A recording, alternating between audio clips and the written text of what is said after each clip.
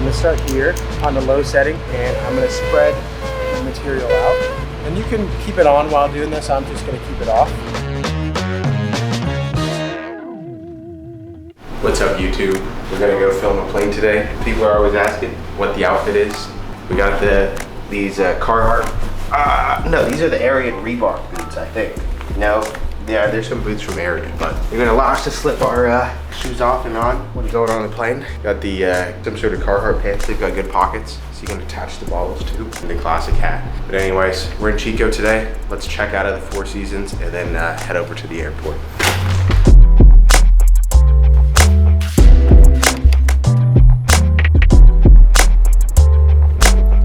Now we gotta get some gas.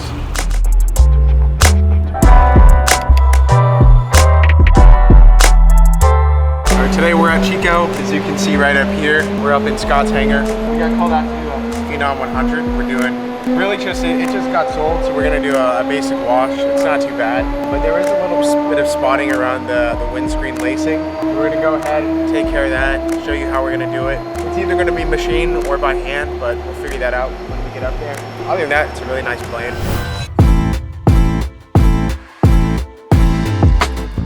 Alright, we just did a quick inspection of the plane. You know, it's in good condition. There's a little bit of bugs on the nose and the leading edges. Other than that, everything's looking good. We got called out because there is some spotting, as you can see, on the aluminum here, on the lacing of the windscreen. I could do two things. Initially, I was going to go in with a dual action polisher, maybe a light cutting pad and some polish. But after looking at it now, I think what I'll do is try to go in by hand first, because there's a ton of screws around here. So if you go in with polish with the machine, you're going to get polish all side of these little screws here. Versus by going in hand, we can just put a little bit of compound on the towel and see if we can clean that up. You know, if it doesn't clean up that way, then yeah, we'll go in with the machine. But typically, I think starting from least invasive to working our way up is going to be the plan here. Because if we can do it with just a towel, a compound in our fingers, then that's the way we should do it. Because if we go in with the machine, it will work, but we're going to have a lot more work. We're going to have to tape these off. We're going to have to make sure no polish gets on these seals here. And then we're going to have to figure out how to remove polish from inside of each of these screws. I'm going to go back to the car, get some polish, get a towel, and do a little test section with my finger and see how it goes. Alright, so we've got some towels here. This is going to be the next step. The first thing we're going to try, just a towel and some light polish. You could use a metal polish. I think they get a little bit, sometimes the cleanup is a lot more than I'd like. I'm going to try using this polish first. This is a cut polish. It's a 3-in-1, what we kind of use on everything. And then if that doesn't work, then I'll probably go metal polish on a towel. If that doesn't work, the next step up is going to be 3D1 on a light cutting pad and the dual action, but then we're going to have to tape off everything.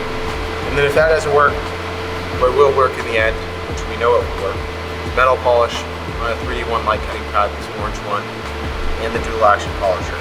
So yeah, up on the towel, what I'm going to do is just give it a shake, because a lot of the time, on here, going in. And right now I'm just going in straight line motions with medium pressure. Got a little bit of the compound on the towel.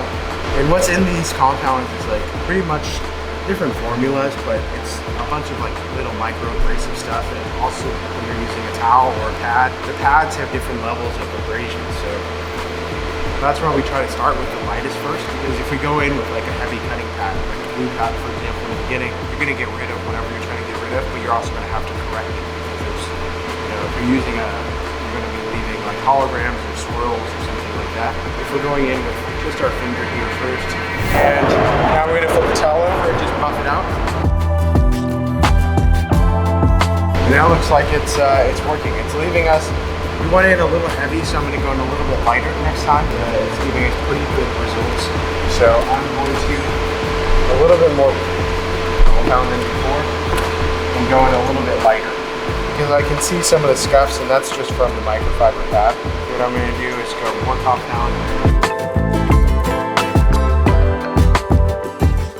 Alright, so instead of going in with hand polish, I just kind of I did a test spot, and I think what we're gonna do is go with machine instead. The hand polish works, but with the microfiber towel, it's creating a lot of micro scratches just because the towel is more abrasive than a pad like this. So it's good to know that the spots are coming out. That's kind of the first problem. So if we wanted to, we can spend all day using the microfiber towel and it's gonna work. I'm gonna bump it up a step. We're going in with a little bit of polish. So we've got a light polishing pad here. And this is just M18 polisher with a 5 amp battery or whatever it's called. But I did a test spot here and it's looking pretty good.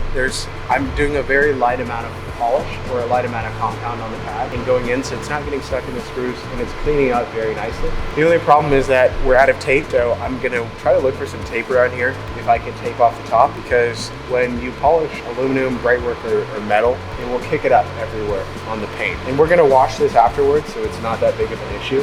But just to be preventative, I'm gonna try to tape off some of the paint in the windows. The combination is working pretty well. What we're doing is 3D1 compound polish and then using a Lake Country white pad with the M18 dual action polisher. Yeah, today we're in Scott's hangar out in Chico. So we drove a little bit for this job. We're practicing our invoicing maxing today.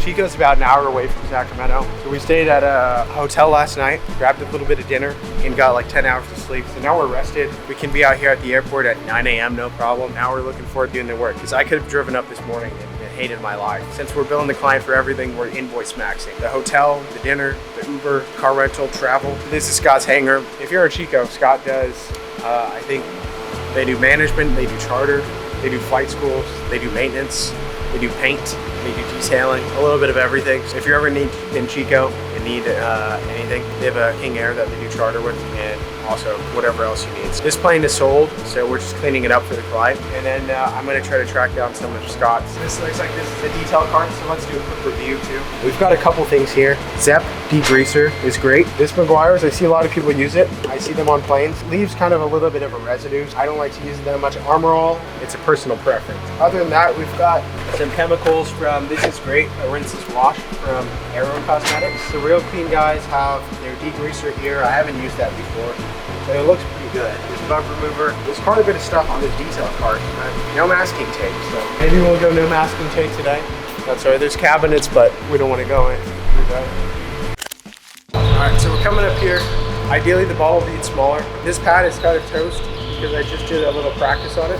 I'm gonna go in this section here, so you can see we've got kind of two pieces here. We are gonna have to be careful, especially when running compound over any of these seals, to make sure to wipe it up afterwards, and especially on the windscreen.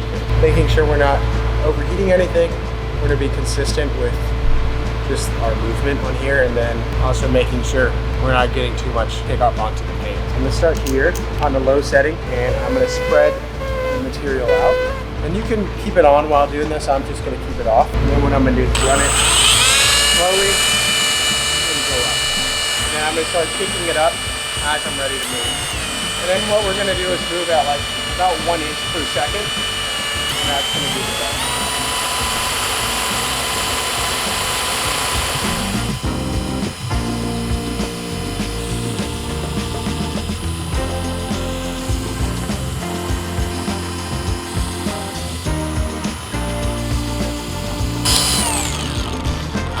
As you can see here, this pad is toast. Going back here, so as you can see, exactly what I said before, we've got a little bit of kick up on the paint. I'm always sure to clean this up first, just so we're not leaving any residual marks. Other than that, same thing, so going through here, it's about 1 inch per second, medium pressure. For the dual action polishers to work, you have to make sure the pad is flat, so if you're angling it at all, it's gonna bog out. That's not what we want. And instead of just holding it on the metal for so long, if you hold it on one spot, yeah, it'll correct, but it'll become uneven. So what we're doing is about 1 inch per second. We're gonna do multiple passes. So I did 2 passes, and that's gonna keep everything consistent on both sides. Everything might not be corrected after this once we wipe this up. So if not, then we'll just go in with a couple more passes. Something you can do to avoid doing multiple passes with a light pad is going in with a harsher pad, like let's say an orange or a blue pad. So you can go in with that, and then you can, because that'll do the cut, and then you can go in with a light pad after that. That'll be your polish. And that'll essentially be 2 different passes versus now we might do 4 passes with a light pad. Either way, you're gonna get the same result. I just don't wanna switch up pads since I'm standing up here. I'm gonna use the same pad. But if we were working on paint or bright work on You know, the wings, I'll probably go in with a harsher pad, or you can go in with a rotary polisher first and then finish up with a dual action. But at the end of the day, it's all preference, all gonna get you the same results. You know, one might be quicker than the other. But what we should be doing is wiping this up pretty quickly, because especially if you're in the sun, the compound is gonna get all sticky. As you can see here, that's mostly cleaned up. There's still a little bit of spots. So actually I'm gonna do what I said that I'm not gonna do, is I'm gonna switch to an orange pad and go in with the polish instead, and then see if we can get this all cleared up in one pass. Here's our white pad. And this is gonna be an orange Lake Country SDO pad. I like buying these. You can buy a pack online. It comes with an orange, a white, and black. I like buying the orange packs individually because we use them more. Just on the pad here. A little bit. They were not using this full outer section here. There's going to be, you know, this is going to be where the window is, so we're mainly just going to be polishing on this middle part. So this is where I'm going to put my dots. I'm going to grab a new towel and then go in with starting it on the low setting and then kick it up fast. If you start on the fast setting, you're going to get compound sling into your face. That's not what you want.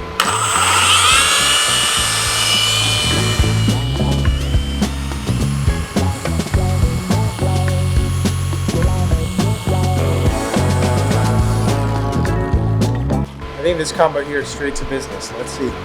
Oh yeah. You know, this is not a perfect correction, but we're probably 80% of the way there just with an orange pad. What I'm gonna do is just refine some of these spots on the outside by going through one more pass, but this section cleaned up really nicely here. We don't have any compound in the screws because we used a very light amount. And yeah, all the spotting is coming out here. So what we're gonna do is finish this up, give this whole thing a rinseless wash, because we're kicking compound up everywhere, and we're not going to leave it, you know, as you can see on the windscreen here for the client. And yeah, keep going.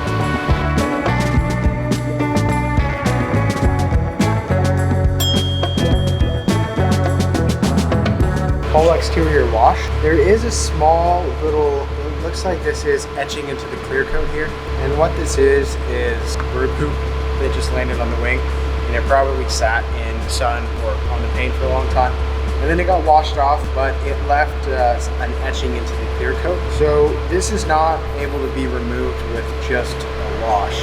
And sometimes people will find different chemicals and things like that, but really what comes down to it is there's damage to the clear coat. With clear coat, we have, you know, a handful of micrometers to be working with. So when we're polishing, we're kind of wearing down that clear coat. What we're gonna do is just polish this up. I'm using a Lake Country light cutting pad, and I'm going to use the same 3-in-1 compound that we use on the windscreen over there, and just go in on this one here. What I'm thinking is it should just clean right up. If it doesn't, what we're going to need to do is probably go in with a little wet sand, then compound, then polish. Same thing as everything, we work from least invasive to the most invasive. So light cutting pad, 3D1, I'm hoping it gets it right out, and that would be ideal. If it doesn't, we work our way up. With this, the theory is that we're not taking away clear coat if we don't need to. So I'm going to go in with something light. We're probably going to remove like a micron of clear coat. I'm not sure what the exact measurement is. I don't have a paint meter, but it's not going to do any damage to the paint, and it's going to clean up this bird poop etching here. So, and same thing. We're just going to go in, prime the pad a little bit, and I'm going to find my exact spot. Sometimes it's hard to see, especially if you're in the shade. But I've got overhead lights above me, and I can kind of see what's going on here. So I'm just going to go here, and we're going to do probably one pass across, and then we're going to hatch it back, just because we want to make sure we're even. So, gonna start slow.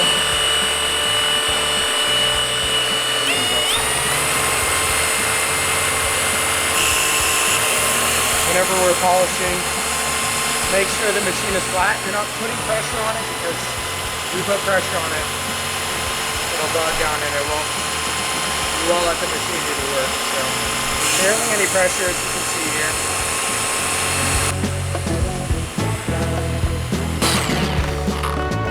And what I'm going to do is go in with a towel, just check the loop. And this spot is mostly gone. There's still a little section left. So what I'm going to do is go in with a little bit more. What you could do here is just buff it up to a cutting pad, but I think it's going to come out. So let's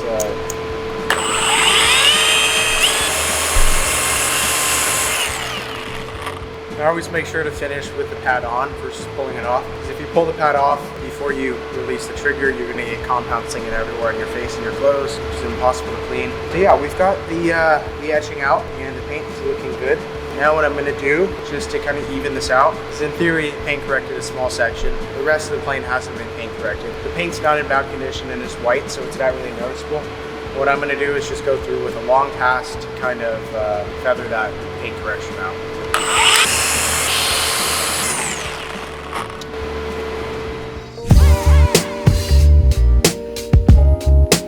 I just wrapped up the exterior on this Phenom 100. Did a full exterior wash, did the brightwork around the window lacing, and then a little bit of paint correction on the wings just for the bird etchings. We finish up every exterior detail by wiping the interior windows. The reason being is that the exterior windows are clean. There's still gonna be smudges on the inside, always. So we're gonna wrap up. We're not doing an interior detail, but we're gonna go inside, wipe down the windows. If there's something we can wipe up on the inside, we'll do it. But it's just kind of that last final touch that makes the aircraft look clean, especially from the inside. Once we finish up, I'm gonna head back home and call it a day.